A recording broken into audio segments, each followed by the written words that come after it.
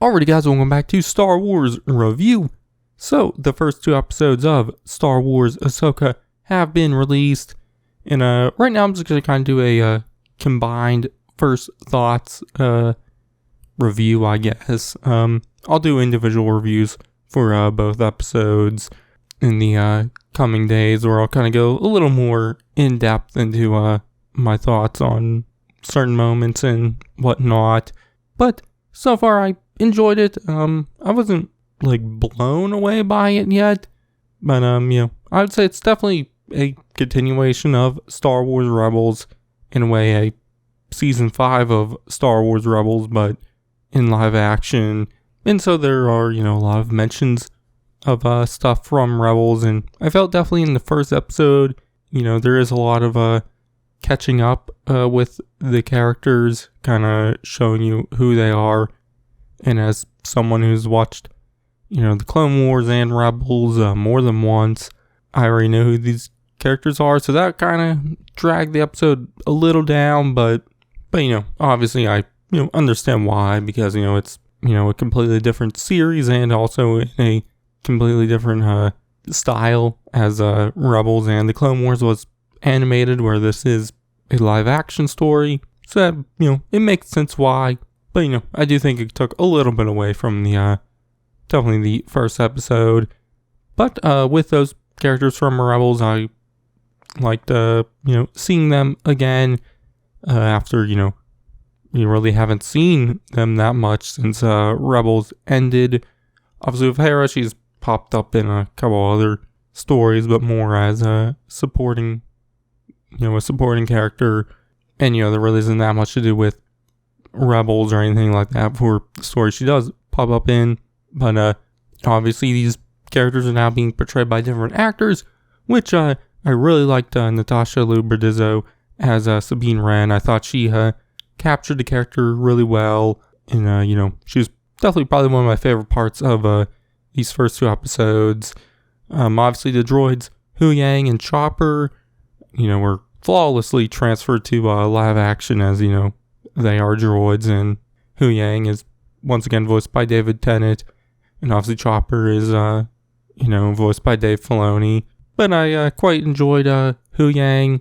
There's several moments with him what I liked. He kind of gives some words of wisdom in some areas with a little snark to him. But obviously Chopper is Chopper, which is all I could ask for. One thing I noticed, it was kind of easier to understand what he's saying, as in Rebels you couldn't always understand, but so far in the shorter moments we've seen him in this series, I was able to understand him completely. So that's definitely interesting. Obviously I do think it works well, because the scenes we mainly see him in are moments when it's just him and Hera talking to each other. So it makes sense for that moment for him to be more easily understood, which I really loved the scene, because they're both in the Phantom chasing after this other ship. That was one of my favorite scenes from the first two episodes, and I really loved Hera and Chopper's back and forth with each other. It was a lot of fun, and I thought Mary Elizabeth Winstead really captured the character of Hera definitely in that moment, which Hera also had some nice motherly moments when with her and Sabine, and kind of a little bit with Ahsoka also I enjoyed. But the better stuff with her came, I thought, in the second episode. But also the villains, I quite enjoyed them. Baylan Skoll, he's definitely probably been my favorite character so far, played by the late Ray Stevenson, which there was a nice memorial to him at the end of the first episode. But so far I'm definitely interested in his motives, as he was a former Jedi, now turned mercenary, which obviously his lightsaber, he's changed the color on it to a more orangish reddish color, so not fully red, which definitely kind of leans, showing that he's not a full-on Sith, and also doesn't have a hatred for the Jedi, as at the end of episode 2, you see Morgan Elsbeth tell him that he's going to have to kill Ahsoka, and you kind of sadness over having to do that, saying that it's a shame because there's not many Jedi left. So I'm definitely interested to see where his character goes and whatnot. His apprentice, Shin Hati, was great too. I really loved her. She has a very menacing look to her. I don't even know if she's blinking. She just has that stare. The actress, Ivana Sakno, I think that's her name. I did not write it down. I probably should have, but I'm definitely interested to see where her character goes also. But Morgan Elsbeth, like I mentioned earlier, returns from The Mandalorian, which, we learn more about her Night Sister stuff and whatnot. We see her use magic. Pretty sure that was said in The Mandalorian. At least that she was from Dathomir or whatever. I can't remember because I didn't rewatch that episode. I probably should have, but I liked her too. She doesn't really get as much to do. She's more been just looking for Thrawn and whatnot. So I'm definitely interested to see where the villains go, and I was definitely more intrigued in the scenes with just the villains as they were newer characters, where the returning characters were kind of more getting a little bit of a recap of some stuff. But one thing I noticed throughout, I noticed it way more in the first episode than the second episode, is I just felt like a lot of the dialogue and whatnot just was a little stiff at some points. Not like all the time, but there's definitely quite a few moments where I just felt like it was just way too stiff, and it was just really with all the actors and characters and whatnot. So I didn't really think it was an actor issue. I do think it was more on the directing side there and writing side with the dialogue just feeling way too stiff, which, that's probably my biggest problem with the episodes. I definitely felt like it kind of loosened up a little bit in the second episode, but the visuals are also, alright. Obviously coming off of Andor now, which showed that they can do insanely good visuals in the TV format. Now every single Star Wars show I'm just going to kind of compare it to Andor's. Obviously really in all ways, which Andor I thought was amazing and, did really everything right. So, obviously Ahsoka I don't think looks as good as Andor, and, just in general doesn't really do much of anything better than Andor does. But I will say on the visual side of things, I thought Ahsoka has looked better than some of the other Star Wars series.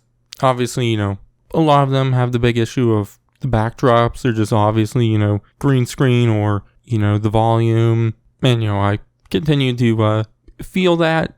There wasn't really any moment where I thought it was extremely bad, but it is obvious that is what they're doing. But the action was solid. I definitely like that. The only thing was off of that is, and this has kind of been a problem with all the Disney Plus series, is the lightsabers. They're just a little off to me. Just look a little more solid, I guess. But the lightsaber fights, what do happen, I thought were solid. I quite enjoyed them. I just wish the lightsaber effect for Disney Plus stuff would be more like the movies, because I don't really know why it's changed. But one thing I was surprised by was the slower pace, which I always enjoy a slower show no matter what. I just like more lingering on shots and whatnot, definitely of the characters, which they did do a lot of that in this first two episodes. But like I mentioned earlier, the dialogue just wasn't good enough to do so. So I kind of wish the dialogue was just a little bit better there. But one thing I'm really into so far is the kind of more the overarching story of them trying to find Thrawn and Ezra. There's a treasure map MacGuffin, which I enjoy, which is a map to another galaxy called Parida, which is where they think Thrawn and Ezra are, which I'm very, very interested in that. It's honestly something I never really thought of, at least when thinking of this series and where Thrawn and Ezra might have went. Definitely after Rebels, I never thought of them somehow going to a completely different galaxy. Obviously, the main Star Wars galaxy does have dwarf galaxies. I think Kamino is in one of those, Rishi Main or whatever. So it could be another dwarf galaxy or something. I don't know, but I'm very, very intrigued by that. And it's definitely one of my more favorite parts of the first 2 episodes. Also, the score from Kevin Kiner was great. I loved hearing his themes from the Clone Wars and Rebels, like Ahsoka and Sabine's themes. So it's kind of great hearing those again, and also kind of in different ways too. But I also like kind of how sad and kind of somber the music is. Also, during Sabine's introduction, she's kind of riding a speeder fast and listening to music, and we hear the music she's listening to, which is kind of like a punk rock Star Wars music, which I quite enjoyed that too. I always like hearing in-universe music. It's always interesting to me. Obviously, I'm very excited to hear Thrawn's theme when Thrawn reappears, as I do quite enjoy Thrawn's theme. Also, the credits, and that's something I would expected to mention, but I loved the credits. It's kind of like the galaxy map in the background, and kind of a trail, and it kind of goes to, I assume, is the new galaxy Parada or Purita or whatever. I forgot how it was pronounced. But the music there was great. It's Ahsoka's theme, and then kind of a little bit of Sabine's theme, which Ahsoka's theme is definitely more remind me of the one from the Tales of the Jedi animated shorts. Mainly the theme in the last episode where we see Ahsoka after Order 66. Definitely remind me of that version of Ahsoka's theme. So I enjoyed that.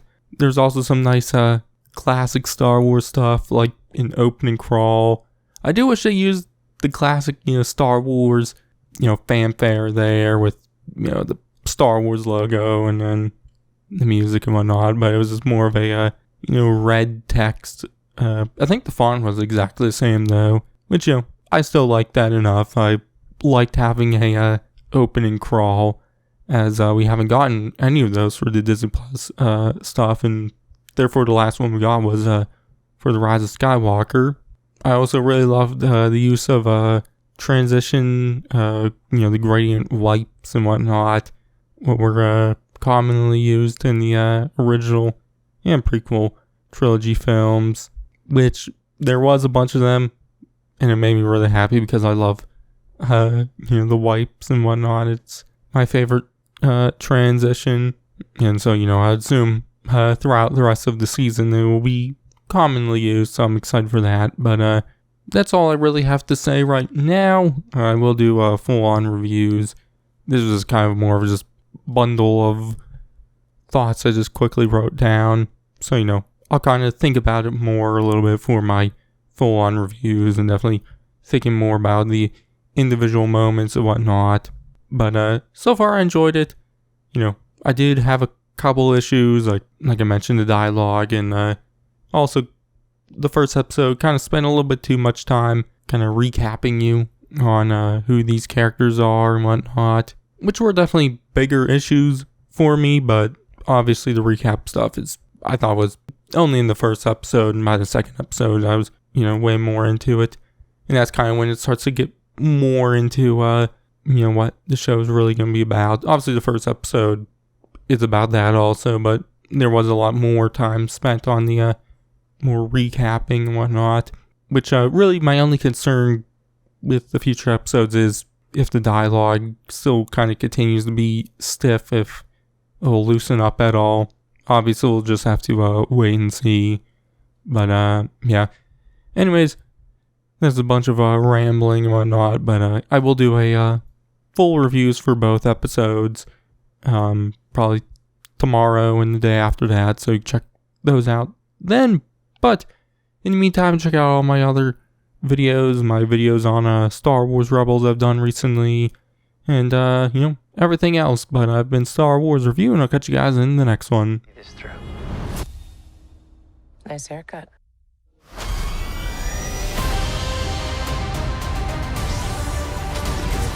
Sometimes we have to do what's right, regardless of our personal feelings. Buckle up. If we don't stop Thrawn,